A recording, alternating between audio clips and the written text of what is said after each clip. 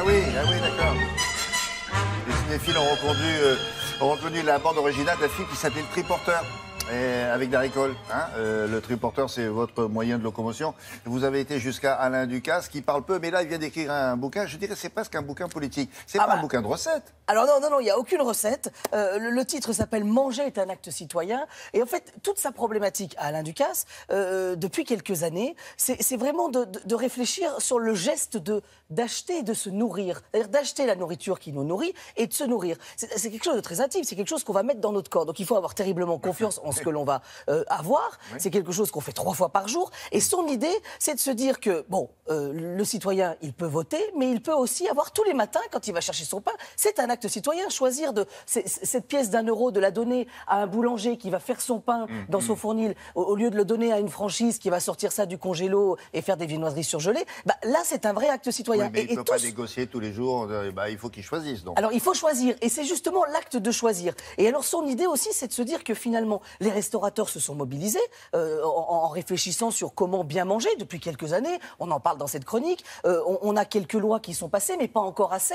Et puis surtout, il y a les multinationales, les hypermarchés, les grandes surfaces qui gagnent et qui gardent encore ce terrain-là. Et donc, il se dit, pour changer ces gens-là, qu'est-ce qu'il faut ? Il faut que le consommateur, peut-être, les incite à changer. Et dit, je préfère choisir tel produit qu'un autre. Est-ce que lui s'adresse à ces grandes multinationales ? Est-ce qu'il discute avec eux ? Est-ce qu'il les conseille ou pas ? Ou ils sont un petit peu fâchés ? Il discute avec eux, plutôt. Il travaille aussi avec un grand groupe qui s'occupe de la restauration collective, parce que c'est aussi un de ses combats, c'est qu'il dit, voilà, moi j'ai des menus qui sont de 28 € à centaines d'euros dans ce restaurant, mais dans certaines cantines, on a un budget de 1,30 €. Donc justement, il se rend compte, et il en parle dans le bouquin, qu'on peut aussi manger bien à ce tarif-là. Il y a un cuistot anglais qui s'est fait connaître comme ça. Exactement. En nourriciste. Voilà. Alors là, nous sommes allés dans un centre de tri, William. Un centre de tri. Parce que 90% de nos déchets sont dus à notre alimentation, les cartons, les plastiques, tout ça. Et nous sommes allés dans un endroit où on les recycle. Regardez.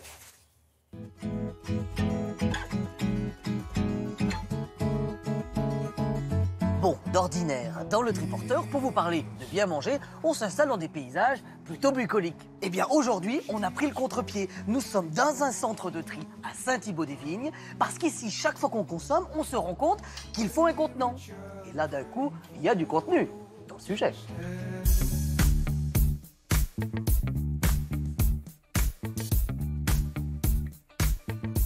Première question qu'on pourrait se poser quand on voit ce titre, si manger est un acte citoyen, on pourrait se dire que la fourchette est un bulletin de vote.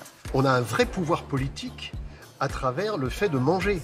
Si les pays qui sont surnourris acceptaient de se nourrir moins, ça permettrait aux pays dont les habitants sont sous-nutris de se nourrir de manière acceptable. C'est juste une décision de partager la manière dont on consomme. Nous avons un réel pouvoir individuel.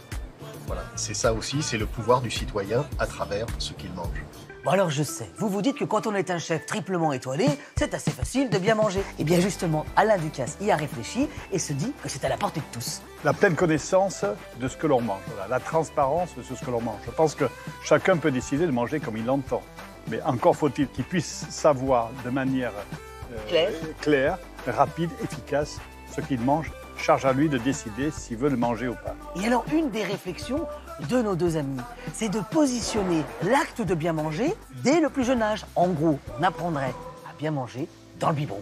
Éduquer le goût des enfants d'aujourd'hui, c'est juste une décision. On n'est pas obligé de subir le pouvoir de l'agroalimentaire, de l'industrie, de l'hypermarché.